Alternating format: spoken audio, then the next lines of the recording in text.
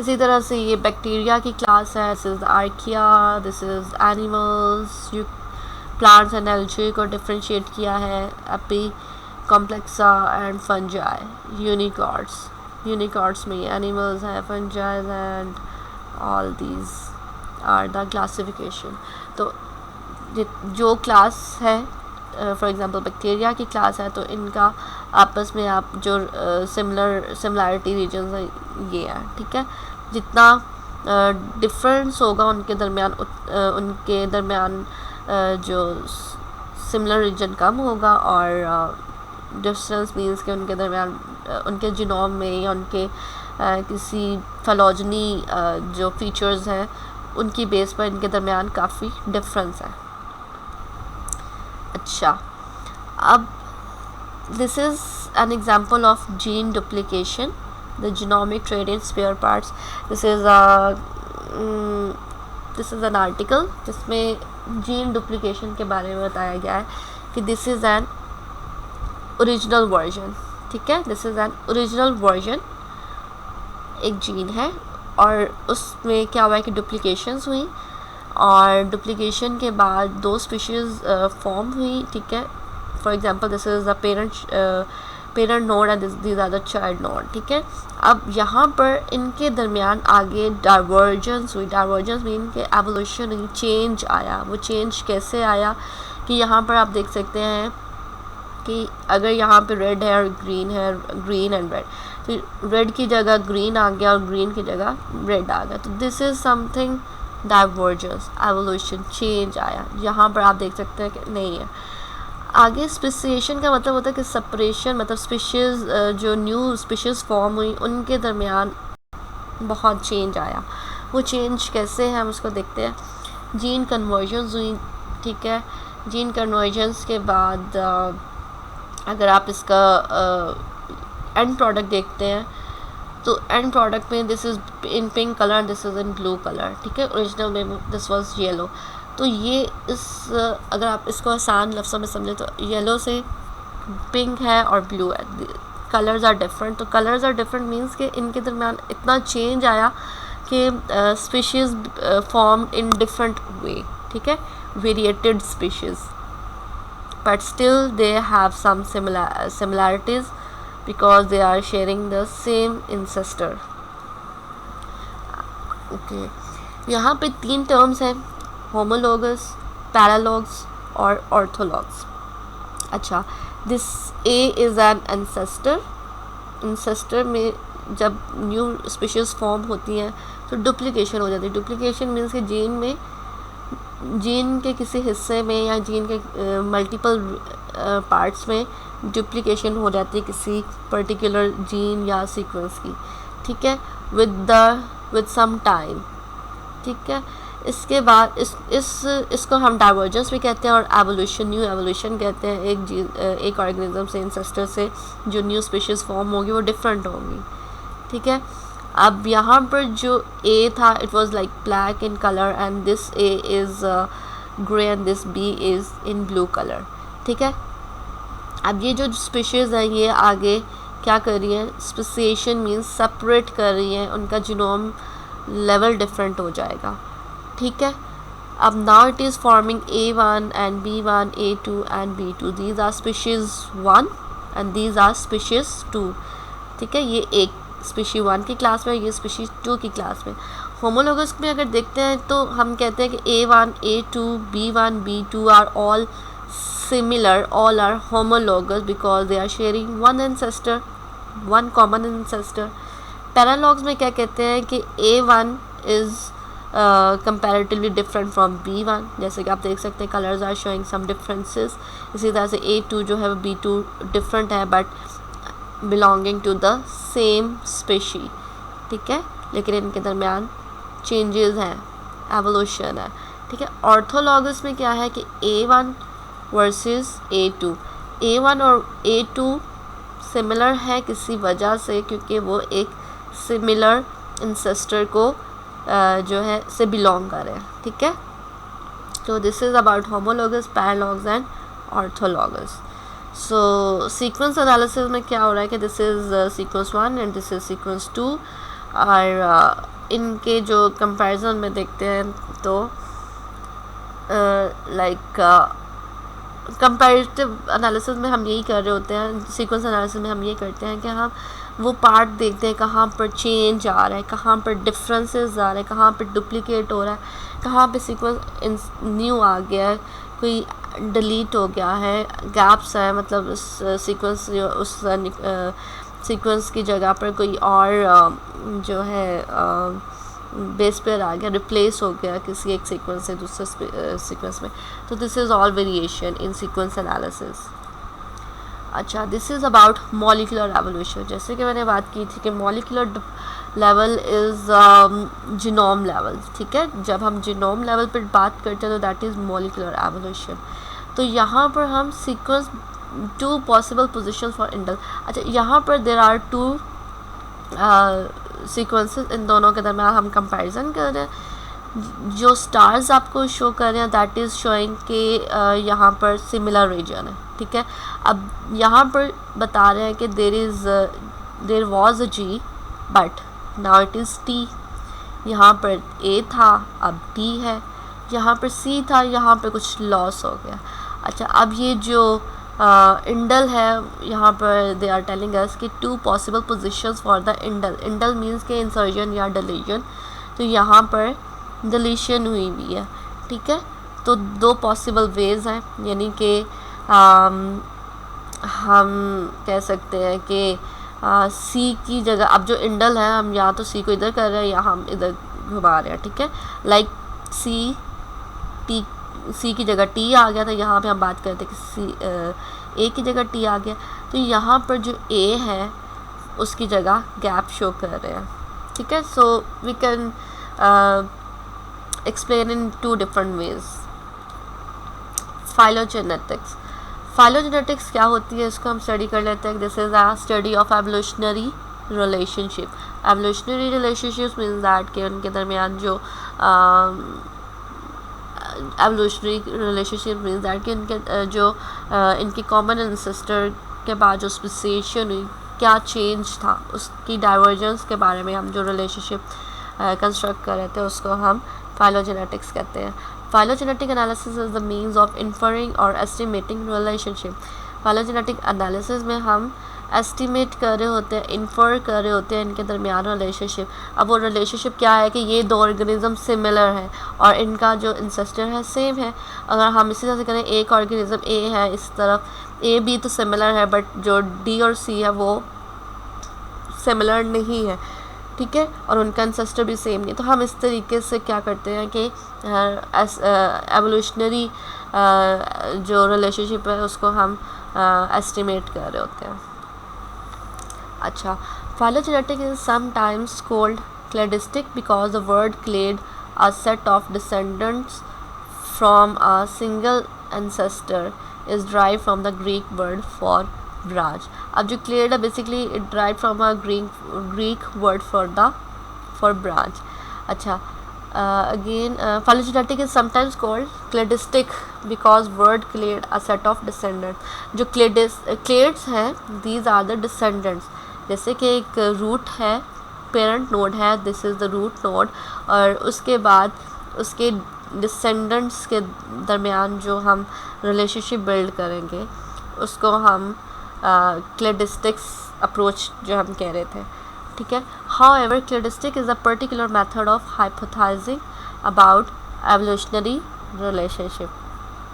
अच्छा, क्लेडिस्टिक्स में भी हम क्या कर रहे थे, किसी पर्टिकुलर मेथड को यूज़ करते हुए हम हाइपोथेसिस दे रहे होते हैं कि there is some evolutionary relationship. अब वो एवोल्यूशनरी रिलेशनशिप मॉलिक्यूलर लेवल भी हो सकता है, उनके कोई और फीचर्स भी हो सकते हैं. अच्छा, family tree of living organisms. अच्छा, this is about living organisms, bacteria, archaea, eukaryotes. ठीक है, यूकैरियोट्स एंड प्रोकैरियोट्स. अच्छा, एनिमल्स है, फंजाइज है. एनिमल्स, फंजाइज और प्लांट्स में थोड़ा बहुत सिमिलरिटी है but they are quitely different from animals. ठीक है, अब दिस इज़ अनदर ब्रांच जहाँ पे हम आर्किया को डिफाइन कर रहे हैं. This is another branch from for bacteria. अच्छा, लेकिन ये तीनों ब्रांचेस जो हैं bacteria, archaea, eukaryotes are sharing same common ancestor. और वो क्या है? Common ancestor of all living organisms, के हम सब क्या है? ऑल लिविंग ऑर्गेनिजम्स हैं। तो ये सिमिलैरिटी है, but they are quite different to each other evolutionary behaviour की वजह से। ठीक है, इनके एवोल्यूशन में इनके ऑर्गेनिजम्स में इनकी क्लासिफिकेशन डिफरेंट फीचर्स पर है, एनिमल्स की डिफरेंट फीचर्स पर है। जैसे कि हम क्लासीफाई कर देते हैं, रेप्टाइल्स हैं, मैमल्स हैं, वर्टिब्रेट्स हैं, इनवर्टिब्रेट्स हैं। तो हम क्लासीफाई कर रहे हैं किसकी बेस पर? वर्टिब्रेट्स और इनवर्टिब्रेट्स जिनकी बैकबोन है, ठीक है, मैमल्स हैं और रेप्टाइल्स हैं। रेप्टाइल्स आर जस्ट मतलब लाइक आप इनको किस तरीके से क्लासीफाई करें, किसी ना किसी बेस पर, किसी ना किसी फीचर की वजह से आप इन्हें क्लासीफाई कर रहे हैं। तो इस तरीके से this is a hierarchical tree we can also say, जो हम फाइलोजेनेटिक ट्री कंस्ट्रक्ट कर रहे हैं, these are the hierarchical trees. Okay, phylogenetic analysis, the process used to determine the evolutionary relationship between organisms. The results of analysis can be drawn in a hierarchical diagram. जैसे कि मैंने अभी आपको बताया कि जो हम हमारे पास जो रिज़ल्ट आ रहा है, दिस इज़ एन हायरार्किकल, कि आप कह सकते हैं कि ये एक पेरेंट नोड है, इसके जो नेक्स्ट है देयर आर 3 ब्रांचेस, क्लैडोग्राम और फाइलोग्राम, फाइलोजेनेटिक ट्री। ठीक है, जैसे कि हमने स्टडी किया कि there are 2 approaches, cladistic approach और फोनेटिक अप्रोच। तो ये दोनों क्या है? फाइलोजेनेटिक ट्रीज हैं।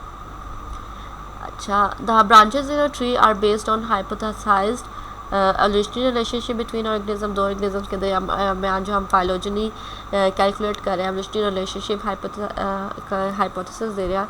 तो the branches in tree are based, तो जो वो ब्रांचेस हैं they are based on these features, evolutionary relationship in between those organisms. With those organisms are kind of branches. Each member in a branch, also known as monophyletic group, is assumed to be descended from a common ancestor.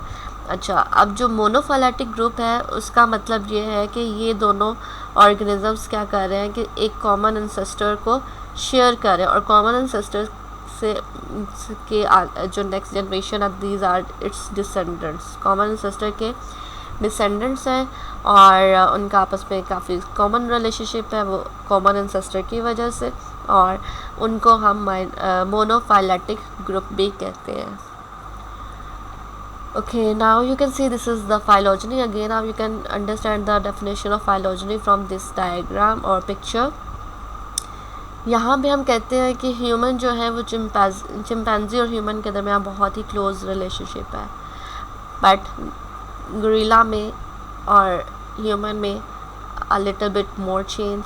इसी तरह से orangutan में और human के दरमियान there is a huge difference. Originally phylogenetic trees were created using morphology. शुरू में क्या था कि मॉर्फोलॉजी मीन्स कि जो स्ट्रक्चरल बिहेवियर था ऑर्गेनिजम्स का या स्ट्रक्चरल फीचर्स थे उसकी बेस पर फाइलोजेनेटिक ट्रीज कंस्ट्रक्ट होते थे। But now determining evolutionary relationships including matches pattern in nucleic acid and protein sequences. शुरू में जो फाइलोजेनेटिक ट्री कंस्ट्रक्ट होते थे मॉर्फोलॉजी की बेस पे होते थे। Now we can also reconstruct molecular studies पर साइंस ने काम किया, तो तब से हम क्या करते हैं कि पैटर्न्स को मैच करते हैं, न्यूक्लिक एसिड्स के पैटर्न्स भी हम यूज़ करते हैं और प्रोटीन सीक्वेंसेस के पैटर्न्स को भी हम यूज़ करते हैं to reconstruct the phylogenetic tree. The basic tenet behind cladistic is that members of a group or a clade share a common evolutionary history and are more related to each other than to the members of another group. अच्छा, जो cladistic branches हैं यानी कि एक branch के अंदर जो दो ऑर्गेनिज्म उनके दरमियान काफ़ी क्लोज रिलेशनशिप है as compare to the another group. जैसे कि मैंने आपको डिफरेंट प्रीवियस एग्जांपल से यही बताया है कि अगर दो ब्रांचेस के दरमियान they are showing in one branch that means they have the close relationship. इसी तरह से अगर उनके दरमियान डिस्टेंस काफ़ी है, तो they have a huge difference in between them. Given group is recognized by sharing unique features that were not present in distant ancestors. अच्छा, अगर किसी given group is recognize by sharing unique features, अगर कोई group है उनके दरमियान कोई unique feature है, ठीक है, that were not present in distant ancestors, लेकिन हो सकता है कि वो उनके एंसेस्टर्स में वो यूनिक फीचर्स ना हो. जैसे कि मैंने आपको बताया था अभी पिछले एग्जांपल्स में भी कि देर आर पॉसिबिलिटीज़ कि जो एंसेस्टर है उससे आगे उसकी नेक्स्ट जनरेशन में जो स्पेसिएशन हो रही है उनके दरमियान कोई एवोल्यूशनरी चेंज आ गया and now they are different. But sometimes उनके फीचर्स सेम हो सकते हैं but they are not like sharing the same ancestor. It happens.